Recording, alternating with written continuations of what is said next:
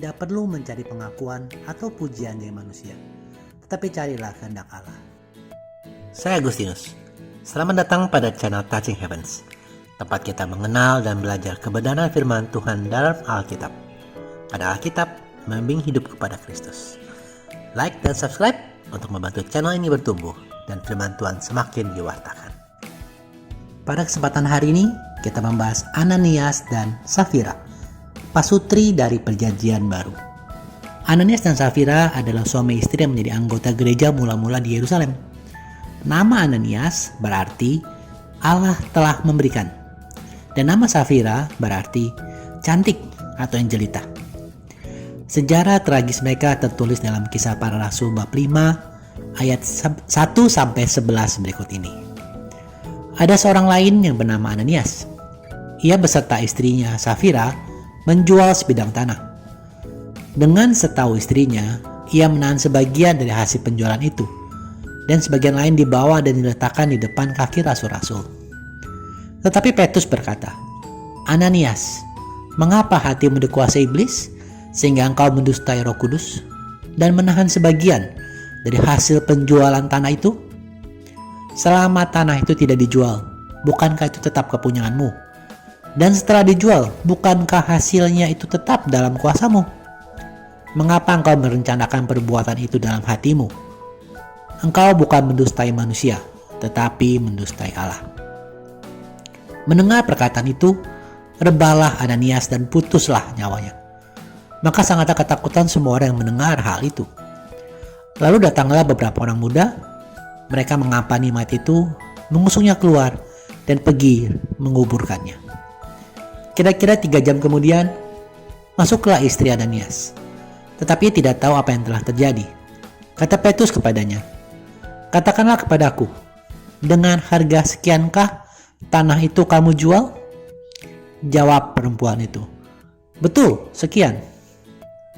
Kata Petrus, "Mengapa kamu berdua bersepakat untuk mencobai Roh Tuhan? Lihatlah, orang-orang yang baru mengubur suamimu berdiri depan pintu, dan mereka mengusung engkau juga keluar." Lalu rebahlah perempuan itu. Seketika itu juga di depan kaki Petrus, dan putuslah nyawanya. Ketika orang-orang muda itu masuk, mereka mendapati dia sudah mati. Lalu mereka mengusungnya keluar dan menguburkannya di samping suaminya. Maka sangat ketakutanlah seluruh jemaat dan semua orang yang mendengar hal itu. Kehidupan bersama jemaat mula-mula di Yerusalem sangat bahagia. Mereka saling peduli, saling membantu. Bila ada anggota jemaat yang kekurangan, maka dengan inisiatif sendiri, anggota lain yang mampu akan membantu. Karena cara hidup seperti ini, maka banyak anggota jemaat yang menjual tanah atau rumah kepunyaan mereka untuk nantinya hasil penjualan bisa diberikan pada orang yang membutuhkannya. Seperti dapat kita baca di Kisah Para Rasul 4 ayat 32-35 ini. Adapun sekumpulan orang yang telah percaya itu, mereka sehati dan sejiwa, dan tidak seorang pun yang berkata bahwa sesuatu dari kepunyaannya adalah miliknya sendiri, tapi segala sesuatu adalah kepunyaan mereka bersama. Dan dengan kuasa yang besar, rasul-rasul memberikan kesaksian tentang kebangkitan Tuhan Yesus, dan mereka semua hidup dalam kasih karunia yang melimpah-limpah. Sebab tidak ada seorang pun yang berkekurangan di antara mereka, karena semua orang yang mempunyai tanah atau rumah menjual kepunyaannya itu, dan hasil penjualannya itu mereka bawa, dan mereka letakkan di depan kaki rasul-rasul, lalu dibagi-bagikan kepada setiap orang sesuai dengan keperluannya.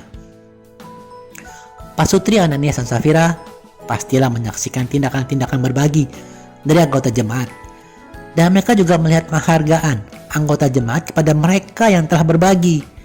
Jadi mungkin inilah motivasi baik yang awal dimiliki oleh pasutri Ananias dan Safira. Mereka ingin berbagi. Namun sejujurnya dalam hati mereka belum rela. Tapi pikir mereka, yang lain sudah menjual harta mereka untuk dibagikan bersama-sama. Sedang mereka ini memiliki harta, tapi belum bertindak apa-apa. Mungkin mereka merasa malu kalau tidak melakukan hal yang sama.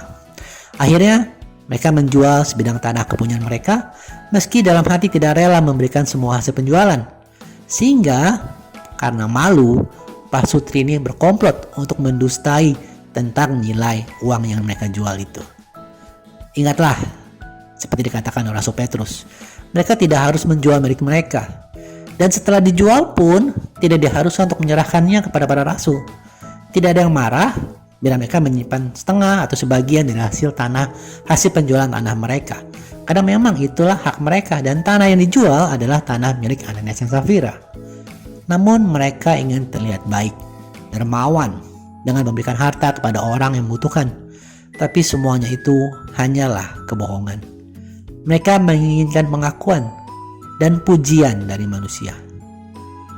Hukuman yang dialami oleh Ananias dan Safira bukan karena banyak atau sedikitnya persembahan, melainkan karena Ananias telah bersepakat dan merencanakan dengan Safira istrinya untuk berdusta mengenai jumlah hasil penjualan tanah mereka.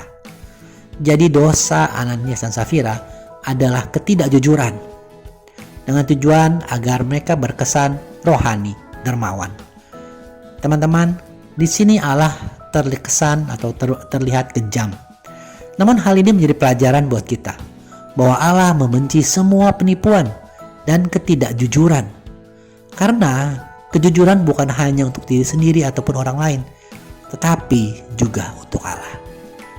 Marilah kita jujur. Mari kita menyerahkan sepenuhnya kepada kejujuran dan transparansi. Tidak perlu mencari pujian dari manusia, tetapi sungguh melakukan tindakan kasih karena memang kita mengasihi Allah dan sesama manusia. Terima kasih sudah menyaksikan. Sampai bertemu pada video kenal kita Rabu depan. Kasih karunia Tuhan Yesus Kristus menyertai Anda sekalian. Amin.